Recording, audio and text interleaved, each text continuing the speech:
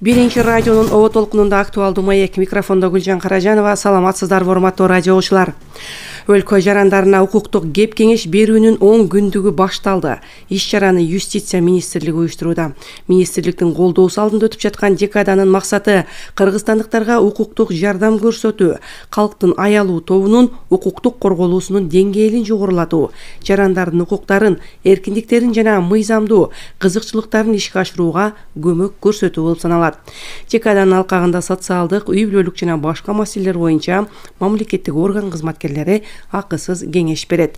Урматтуу радиочулар, азыр биз бул тууралуу кененирээк маалымат алуу үчүн студияга Юстиция министрлигинин мамлекеттин кепилдиги астында юридикалык жардам көрсөтүү борборунун координатору Үмүт Акимжанова жана аталган борбордун юристи Жанатбек Гүлжигитовду чакырганбыз. Саламатсыздарбы, коноктор? Студияга кош келдиңиздер.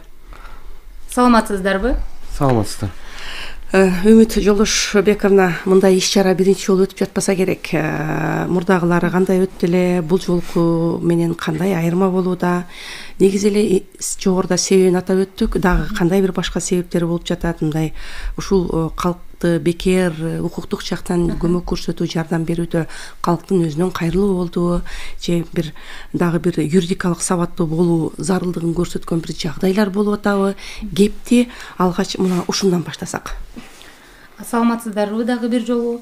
Бул Кыргыз Республикасынын Юстиция министрлиги тарабынан жыл сайын декада өтүп келет.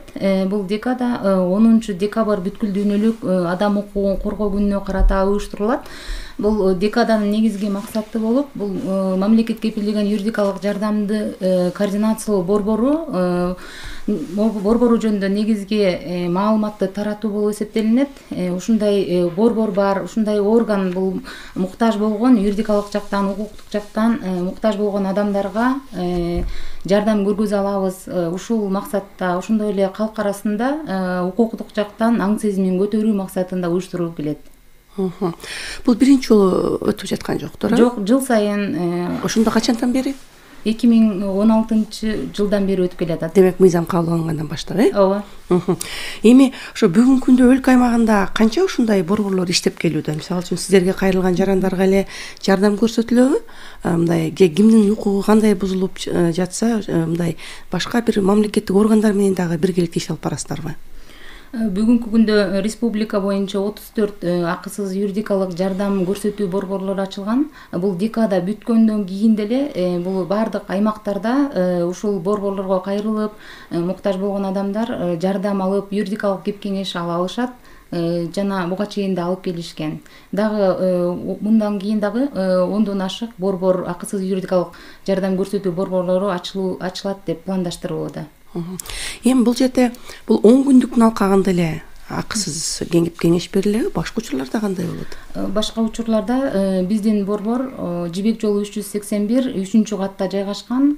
Ошондой эле төмөндө айтып кеткендей 34 акысыз юридикалык жардам берүү борборлору бар. Ошол борборлор аркылуу бул жыл сайын бул акция бүткөндөн кийин дагы жардам ала алышат. Жок, мен түшүнүп турам, бирок ошол бекер болобу, акысыз болобу же башка учурларда акы төлөнөбү? Жок, бул негизи мамлекет кепилдеген юридикалык жардамды координациялоо борбору эки багытта иш алып барат. Биринчиси консультациялык укуктук жардам. Бул консультацияны бардык жарандарыбыз, ошондой эле чет элдик жарандар, жарандыгы жоктор жана качкындар ала алышат. Ал эми квалификациялуу юридикалык жардамды бул биздин мыйзамдын 8-беренесинде көргөзгөн категориядагы элдер алышат. Буга кимдер кирет? Буга биринчи жашы жете элек өспүрүмдөр, жашы жете элек өспүрүмдөрдүн кызыкчылыгын укуктук жактан коргоодо бул бунун өкүлдөрү, ошондой эле жалгыз бой энелер, жана өтө оор кылмыш кылды деп шектелген адамдар, айыптоочулар жана башка бул мыйзамда көргөзүлгөн адамдар ала алышат.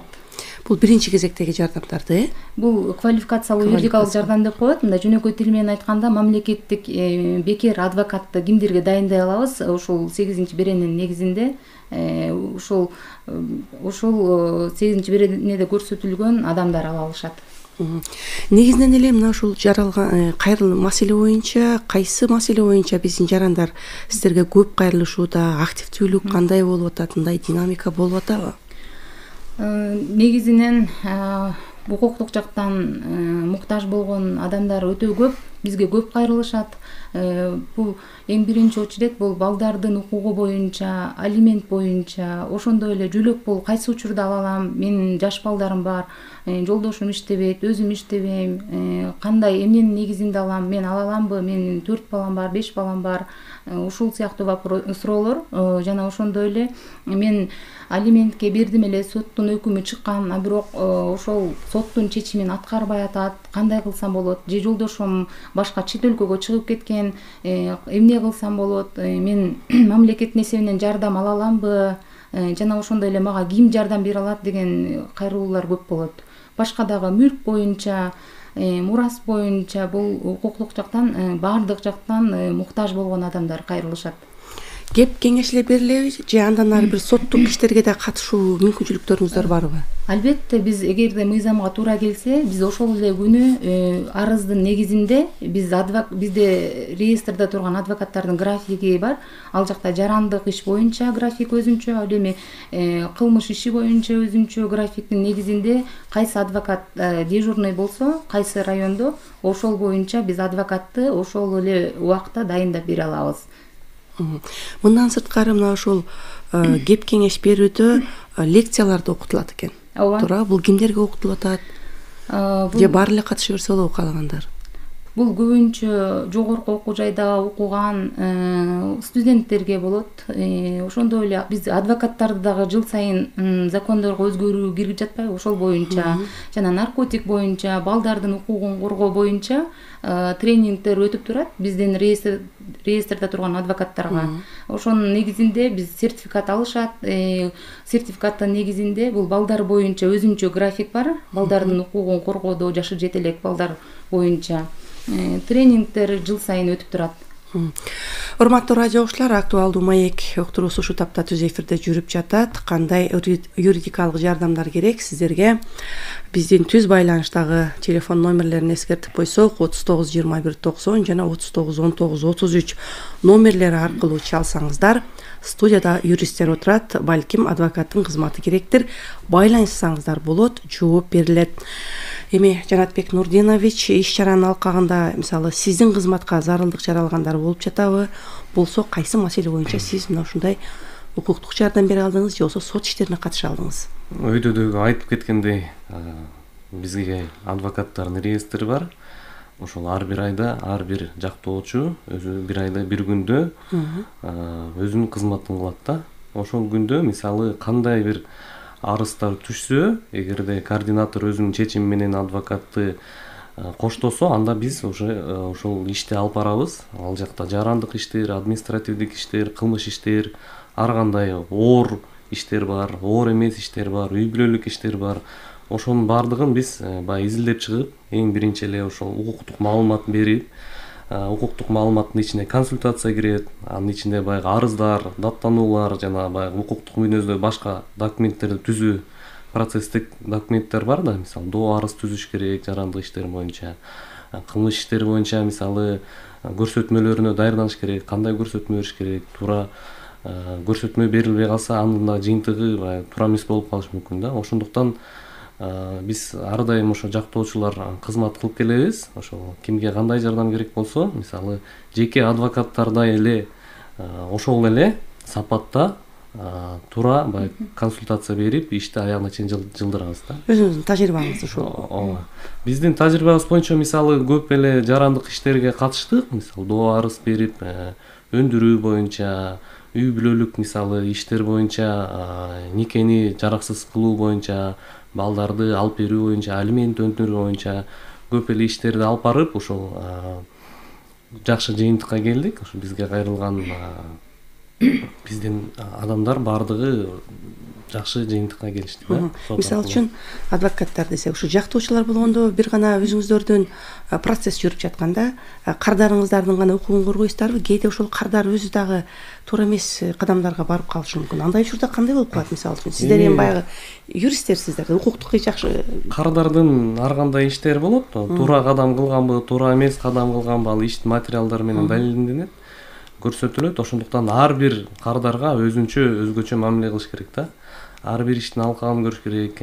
Эмне үчүн мындай көйгөй келди, кандай доо арыздарды жазыш керек, болбосо кандай көрсөтмө бериш керек, ошонун баардыгын далилдеп чыгып, анан бир кандай бир чечимге келип, чогуу кардар менен чогуу сүйлөшүп, баягы бир процессуалдык документтерди түзүп, сот иштерине катышабыз. Ушу жарандардын сиздерге кайрылып аткан жарандардын арасында деле балким баары тең эле бир укугу бузулгандар болбосо керек.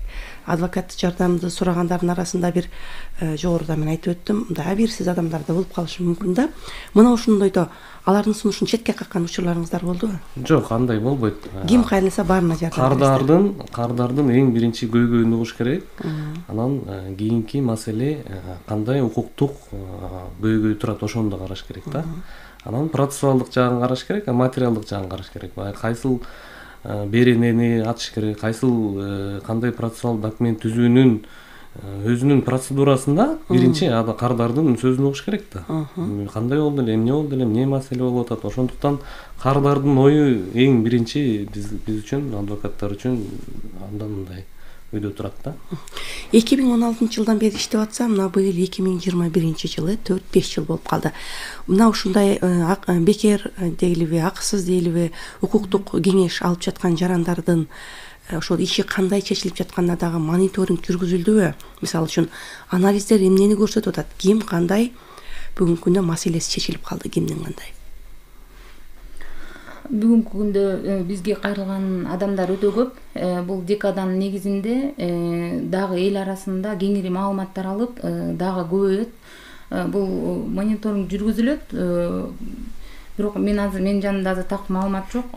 Бирок бул декаданын негизги максаты эл арасында ушундай орган бар экенин жана муктаж болгон адамдар кайрыла алат, жана укуктук жактан колдоо ала алат деген максатта жүргүзүлөт. Мына бул 34 деп атасыз, кеңеш берүү борборлору. Кайсы жерлерде жайгашкан? Бул региондун бардык жеринде эле болсо керек же Бишкектеби? Жок, бул бардык региондордо бар. Бул жөнүндө так маалыматты, адрестерди жана телефон номерлерин биздин сайттан алсаңыздар болот. Жана ошондой эле Юстиция министрлигинин дагы сайтында да илинген. Бул ukukjardam.gov.kg биздин сайтыбыз аркылуу бардык маалыматты кеңири ала аласыздар. Ошол эле жерде бул түз байланыш аркылуу кеңеш алса болобу, жана бизде бүгүнкү күндө онлайн деп дагы кызмат көрсөтүү жүрүп калбадыбы? Мына 2 жылдан бери ковидтин таасирасында же ошондой дагы бир иштер жүрүп жатабы? Онлайн дагы ошол эле мезгилде түзмө-түз жолугушуп дегендей. Онлайн деп жүрүп жатат, бирок биз негизги карапайым калк бул юридикалык документтерди кээ бири башкача түшүнүшү мүмкүн. Мисалы соттун чечими башкача жазылса, ал адам, жөнөкөй адам башка тил менен айтышы мүмкүн. Ошон үчүн бизде онлайн жүргүзүлө элек, документтерди чогултуп келип, өздөрү консультация ала алышат. Ал эми электронный деп биз тергөөчүлөрдүн арасында же адвокаттардын арасында документтер электронный жана АСГ деп ошо электронный өтүп жатат. Эми бул жерде маселе ушул юридикалык билимди же болбосо юридикалык кеп кеңешти берип жаткан юристтердин өзүнүн кесипкөйлүгү канчалык? Бул жерде жана менин коллегам да айтып кетти, бул жеке адвокаттар менен бул мамлекеттик адвокаттар экөөнүн бирдей депчи. Бул жеке адвокат дагы мамлекеттик адвокат дагы бир эле киши боло алат. Анткени бул жеке адвокат болуп иштей алат. Ошондой эле биздин мамлекет кепилдеген юридикалык жардамды координациялоо борбору менен келишимдин негизинде мамлекет айтайын дегеним, ошол биздин адвокаттар болобу же кимдер болсо дагы ошол юристтер десе, алардын профессионалдуулугу дейинчи. Бул адвокаттардын ишмердүүлүгү жөнүндө бул боюнча Кыргыз Республикасынын адвокатурасы гана кийлигише алат. Бул адвокат деген бул көз карандысыз тандалып алынган атайын, бүт бардык тең. Мисалы үчүн билесиз, мына юристтик кесип алуу абдан престиж саналып, жогорку окуу жайлар союз тарагандан кийин аябай ачылып кеткен. Ал жерден экономист менен юристтин саны көп деп дагы айтылып жүрчү. Эми алардын билим сапаты кандай экен деле белгилүү дегендейчи. Ал өзүнчө кепке арзыйт. Мына бүгүнкү күндө калкка кызмат көрсөтүп жаткандардын өздөрүнүн билими кандай? Биринчи сиз айткандай, ал тандалып алынган, мисалы үчүн көп иштерге катышкан, тажрыйбалуу, ушундайбы? бизде мурда карачы 1 жылдык стажы болсо, анан кийин бул мамлекет кепилдеген юридикалык жардамды менен келишим түзө алат деп, кийин уже буну алып салышты. 1 жыл эмес, азыр лицензияны алган күндөн баштап эле адвокат биздин реестрге кире алат. Сиз айтып кеткен өткөн төмөндөгү суроого жооп бере кетсем, бул азыр юристтер престижный анан көп деп атпайсызбы? Бул анткени бүгүнкү күндүн бул эң зарыл болгон бул кесип деп айта кетет элем. Ошондой эле бул убакыт өткөн сайын баягы диплом алгандын баардыгы иштебейт да. Арасынан убакыт өткөндөн кийин ар ким өзүнүн билим деңгээлине карата ылганып калат демекчимин да. Бул ошол өзүнүн кесибин сүйгөн адам иштей берет, ошондой эле жетишет көп нерсеге. Ал эми баягы ата-энеси мажбурлап башка кандайдыр тааныш билиш менен келип калган, келгендер, алар баягы убакыттын өзүнүн элегинен эле чыкпай калат да. Ошондой деп жооп берет элем. Ир келип калган. Демек, бүгүнкү күндө биздин калкка юридикалык жардам берип аткандардын баардыгы тең мына ушул жактан күчтүү, билимдүү, профессионалдуу адистер деп айтсак болот, Ооба. Мына эми мисалы калктын басымдуу бөлүгү эле юридикалык билими жок эмеспи? Ал турсун кызмат ордунда эле отургандар деле бир документ иштеринде кайсы бир туура эмес чечимдерди кабыл алып коебу, ушундайдан бүгүнкү күндө жемкорлукка айыпталып калгандары бар, дагы башка бир себептер менен бир жоопкерчиликке тартылып аткандары бар да. Бир канча убактардан бери ушу калкка акысыз укук жактан кеңеш берип келесиздер. Мына ушу 5 жылдан бери калктын укуктук маданияты канчалык мындай байытылды же болбосо мындай билимге ээ болуп калды сиздердин баамыңыздардан? Жогоруда мониторинг сураганым да ошондон болду. Жанатбек мырза, сизге сөз азыркы күндө айта көчкөн нерсе, укуктук билим биздин калкта өтө өсүп баратат. Анткени мисалы бизге кайрылган кардарлар мамлекет жактан болобу, жеке жактан болобу, ар дайым өздөрү даяр да. Мисалы ар бир өздөрүнүн көйгөйлөрүн толугу менен айта алышат. Өздөрүнүн кандай көйгөйлөрү бар, процессуалдык, мыйзамдуу бүт айтып беришет. Андан тышкары дагы бир кандайдыр бир кеңештер бергенге чейин өз ал турсун сиздерге дагы, бизге дагы.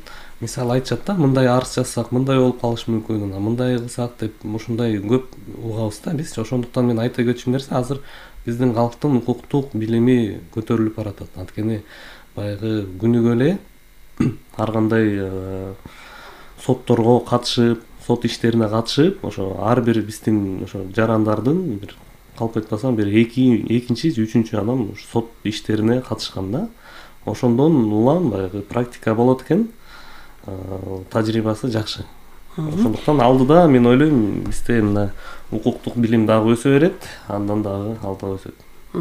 Мисалы үчүн ошо иш тажрыйбаларыңыздарда келип сиздерден кеп кеңеш сурап отурганда жооп бере албаган учурларыңыздар болобу? Же болбосо ошондой эле жана жогоруда мен айтып кеттим, тандалган адвокаттар бүгүнкү күндө иштеп атат деп Үмүт дагы айтты. Ошондо кесиптештериңиздердин арасынан кездешип калгандар болобу? Эми бардык жактоочулар үчүн жооп бере албайбыз, бирок мисалы үчүн сиздин иш тажрыйбаңызда эми баягы көйгөйлөр ар кандай болот. Мисалы адвокат десе эле адвокат ар бир беренени биле албайт да. Мисалы административдик, экономикалык иштердин түрлөрү көп. Ар бир беренени билиш үчүн, ар бир сөздүн, ар бир баягы үтүрүн билиш үчүн ал оңой эмес да.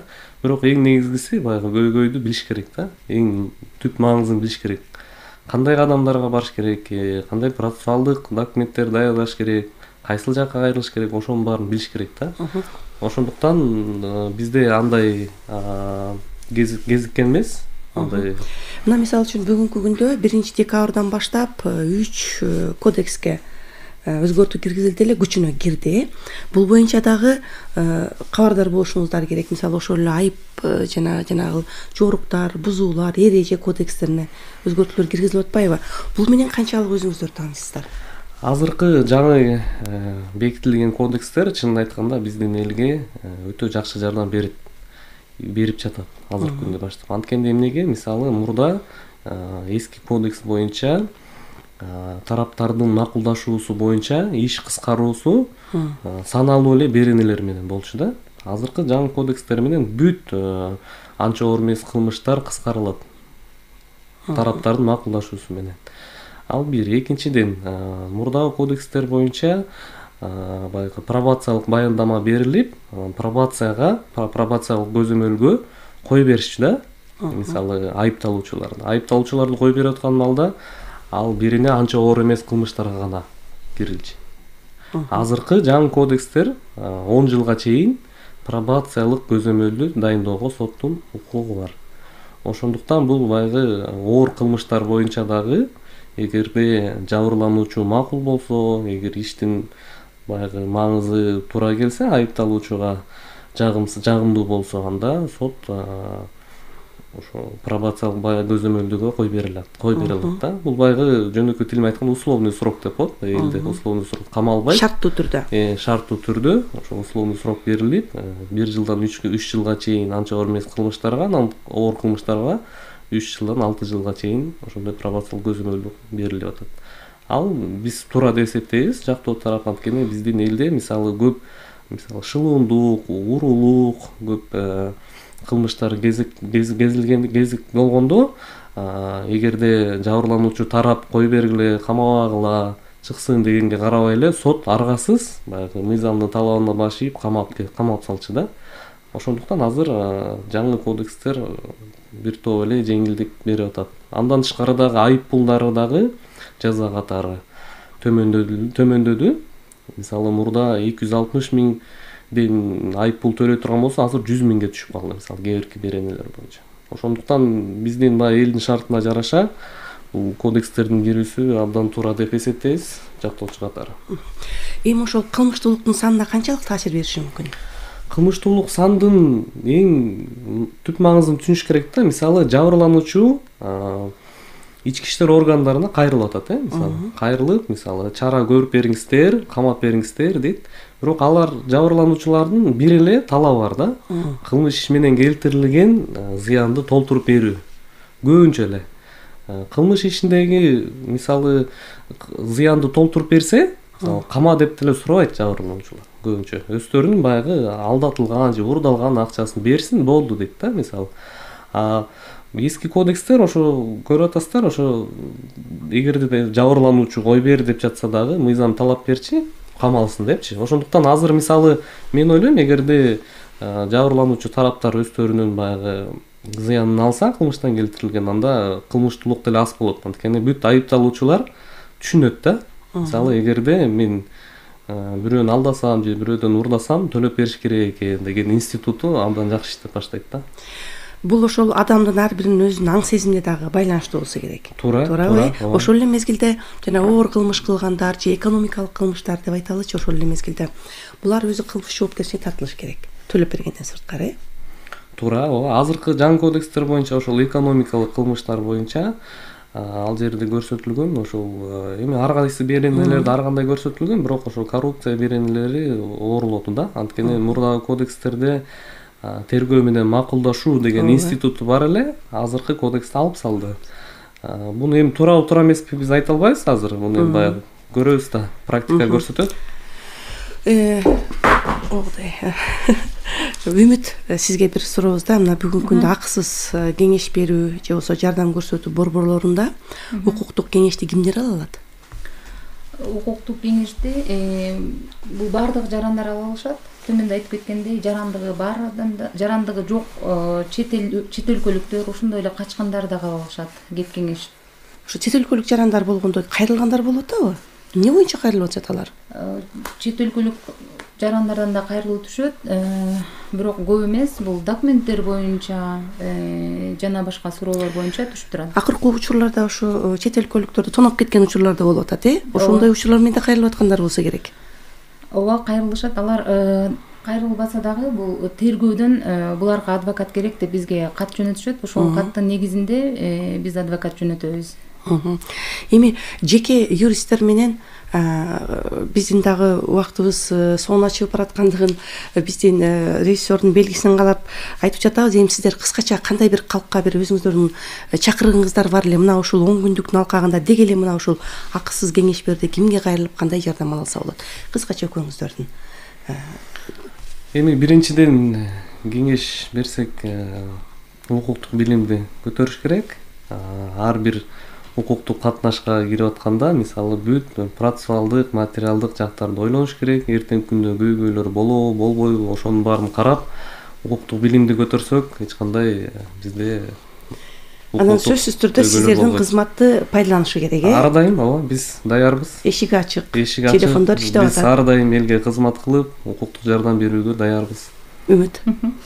Мен айтып кетчү нерсем, кайрылыңыздар, ушул декаданын негизинде учурдан пайдаланып, баардык көйгөйлөрүңүздү юридикалык жактан, укуктук жактан суроолоруңуз болсо, маселелериңиз болсо, кайрылып жооп алыңыздар. Ошондой эле декада бүткөндөн кийин дагы биздин борбор иштей берет. Кеп кеңеш болсо, муктаж болсоңуздар, кайрылыңыздар. Чоң рахмат, урматтуу студиянын коноктору, атайын ушул маанилүү маектерди куруп бергениңиздер үчүн сиздерге ыраазылык билдиребиз. Урматтуу радио угуучулар, сиздер бүгүн укуктук кеп кеңеш берүүнүн 10 күндүгү анын алкагында аткарылып жаткан жумуштар туурасында Юстиция министрлигинин мамлекеттин кепилдиги астындагы юридикалык жардам көрсөтүү борборунун координатору Үмүт Акимжанова жана аталган борбордун адвокаты Жанатбек Гүлжигитов менен болгон маекти уктуңуздар. Баарлашкан Гүлжан Каражанова болдум. Сак саламатта туруңуздар.